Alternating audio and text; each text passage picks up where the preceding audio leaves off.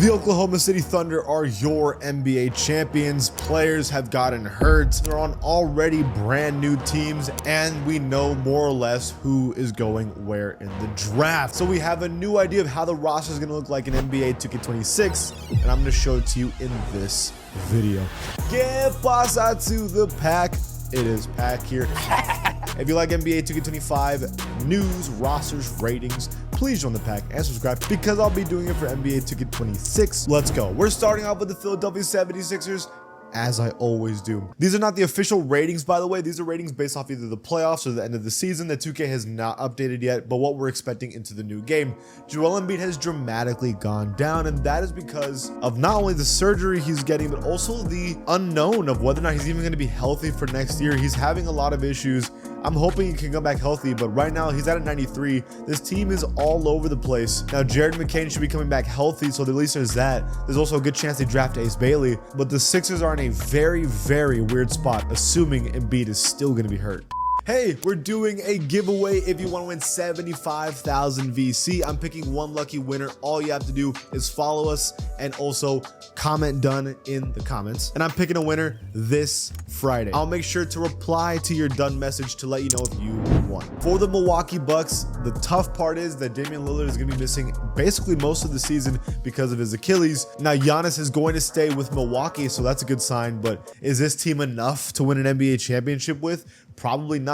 The Bucks are going to need to make some changes if they want to compete next season. The Chicago Bulls, Kobe White and Josh Giddey had a great end of year. Buzelius is looking good too. So who knows? Maybe the Bulls will be better next season. The East is kind of wide open right now because of injuries. They have a shot at making the playoffs as long as people get better, but we're going to have to wait and see. For the Cleveland Cavaliers, if I'm them, I'm content with the team. You do have enough talent. You just got to execute better in the playoffs. There's too many good players here, Donovan Mitchell, to not succeed in the playoffs like they did this year. With the Boston Celtics, as you can see, I'm wearing different clothes. That's because trades are happening while making this video. We have a new look to the team. And now you notice that there's no more Porzingis. Jason Tatum's gonna be hurt for a big part of the season. And now they have Anthony Simons and Georges Niang. The new starting lineup would be Anthony Simons, Derek White, Jaylen Brown, Niang, and Al Horford to start the season. This is a very different look for the team.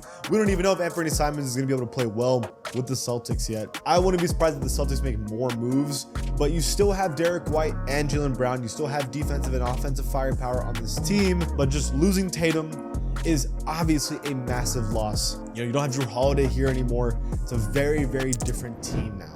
The Clippers, as long as they can stay healthy, which they almost never are, they can have a real shot at having a good season. You have Kawhi, who's playing great in the playoffs. You have Harden, that's been playing well last year. Zubac played great. Powell played great. It's just about health with this team, and they have a serious shot next season. Memphis, who now don't have Desmond Bane, look weird. John Moran and Jaren Jackson Jr. are still on the team. Zach Edey is going to have to step it up major on this team if they're going to want the offensive firepower they had last year. On top of that, they have Cole Anthony now on the team, who will probably be getting a lot more minutes. Gigi Jackson, hopefully coming back healthy, will have a bigger role. They have KCP as well, two-time NBA champion. Question marks for Memphis. I feel like they've gotten significantly worse now, unless they make some major changes in the offseason. As of right now, Memphis is in a weird spot. Now for the new look, Atlanta Hawks. I think the Hawks realized that the East is very, very weak right now and gave Trae Young finally some serious help, with Kristaps Porzingis being the two-man. Jalen Johnson's probably going to get better. Dyson Daniels will probably get better. First pick in the draft, Zachary's going to get better. So you have a new starting lineup of Trae Young, Dyson Daniels, Zachary, Jalen Johnson, and Porzingis, and that is a serious starting five with an honestly decent bench. If I'm an Atlanta Hawks fan, I'm actually very excited for next season. Trae Young finally got some help. Miami's a team that I think everybody is worried about. Although Davion Mitchell had himself a very good playoffs, everybody else had a horrible playoffs, like Wiggins. Tyler Hero had a bad playoffs. Bam had an okay playoffs. This team needs to change something or make some kind of dramatic difference for them to be better next season, which, knowing Pat Riley, they probably will. The Hornets. LaMelo Ball will be back healthy. Bridges will be back. Mark Williams. They have a high pick. They have Brandon Miller. They should be even better next season, assuming everyone's healthy. Utah, who's probably going to be bad next season, assuming they don't draft anybody big or, they don't make some kind of crazy change. John Collins and Lauri Markkanen, both are pretty good players.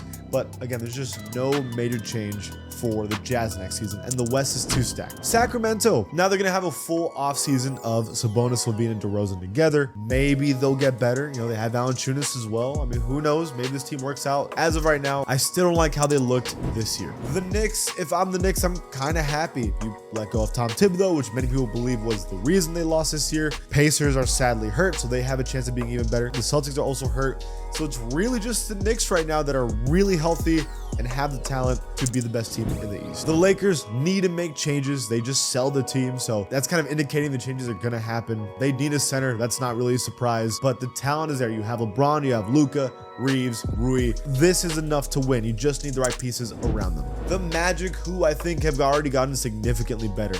Banchero, we know when healthy, is really good right now. Franz Wagner is very good. Desmond Bane's really, really good. They just added him basically for free.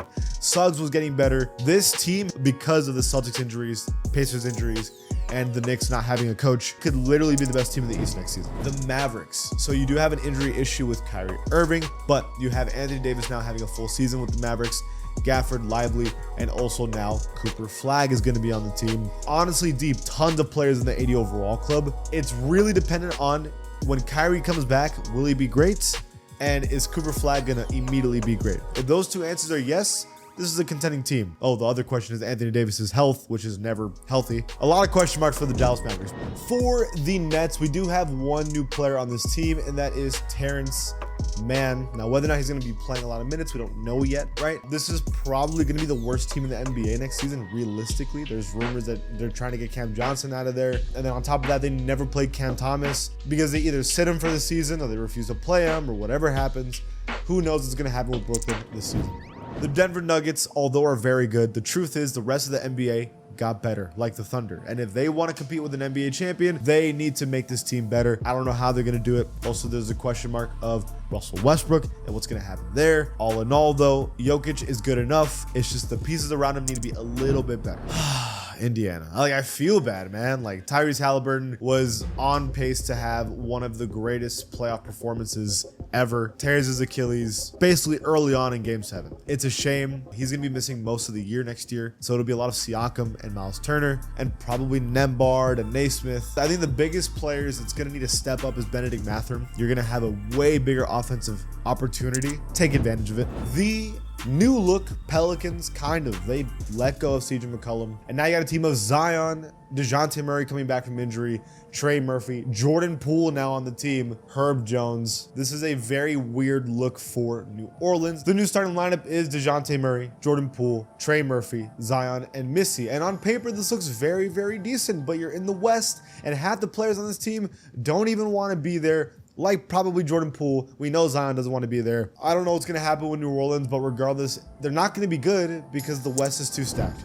Detroit, who had a great year and even gave the Knicks a run for their money, is only going to get better next season. I'm excited to see what they do, but right now, no major changes for them. The Raptors, when healthy, are interesting. You have Brandon Ingram, Scotty Barnes, Quickly, RJ Barrett, Jakob Poeltl. Your starting five are all 83 overall and up, which is a good sign. And because the East is so weak right now, they have a chance to make the playoffs next season. And Grady Dick will probably be better. So this is kind of a guaranteed at least play-in team if they execute. And this is the one all of you guys are probably waiting for, the Houston Rockets. Now you have Kevin Durant instead of Jalen Green.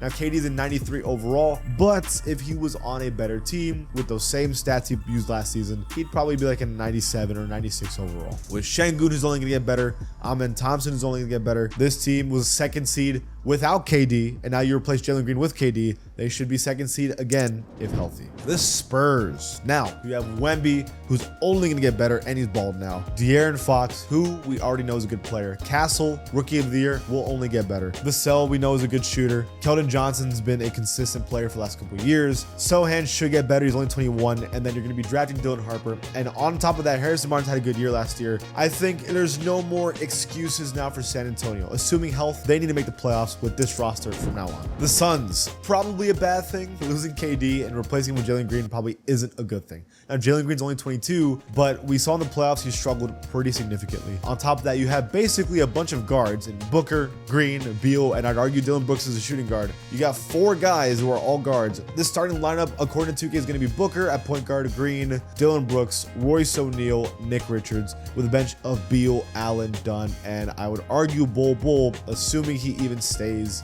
on the team. But when Bol Bol was playing, he was playing well. Let's see if the Suns even play him. It's such a weird situation going on in Phoenix. I don't think they make the playoffs next season. And your NBA champions, I wouldn't be surprised if they make SGA 99 overall. I know that's a very extreme thing, but I'm going to give you a stat right here. Only 3 players in NBA history have gotten the scoring championship, MVP, and won the championship all in the same season. Those players are Shaq, Kareem, and Michael Jordan, and now at the 4th one is SGA. Shaq was 100 overall when he did that. Michael Jordan all time is a 99. Kareem all time is a 99. What does that make SGA? I know it pisses you guys off every time I bring this up. SGA right now is probably a 99 overall. He's kind of earned it. The Timberwolves. Weird situation for this team. You know, there was rumors that KD was going to go here and they don't get him. And there's a good chance of losing Naz Reid. And there's even a chance that Mike Conley retires. So what's the plan? You make the conference finals. Y'all were not good enough. Y'all don't even have a shot to beat the Thunder. Where do you go from here? And I think that question needs to be very focused on, because this probably isn't good enough. We have some changes now for the Blazers. They add Drew Holiday to the team. Denny has had his best season ever last year, now the best player on the Blazers. And you still have Sharp, Kamara, Henderson, who are all young talent. Klingon looked very good last season. They still have Jeremy Grant. Again, the West is way too stacked, but this team looks better already defensively. And if the young players get better, this could be a good team next year. Who knows? The Warriors, kind of the same question with them. Is this enough? And I'd answer probably not. Either they're going to need to make some kind of change, sign somebody, trade somebody, or one of these guys are going to have to make a dramatic jump if they want to be a good team next season. And finally, the Washington Wizards. Very odd team. You have CJ McCollum now on the roster. Chris Middleton is going to stay. Sarr will only get better. You still have Coulibaly, Brogdon. It's a very odd group of players. A lot of good bench players, a lot of good veterans. It's just they don't really have a star. And compared to their competition, you kind of need a star or a great coach in order to be a great team. They have neither. I don't have a lot of hope for the Wizards. And that is what we're looking at. What do you guys think about the roster right now? Let me know in the comments below. If you like this channel, please give it a sub. I'll see you guys next time.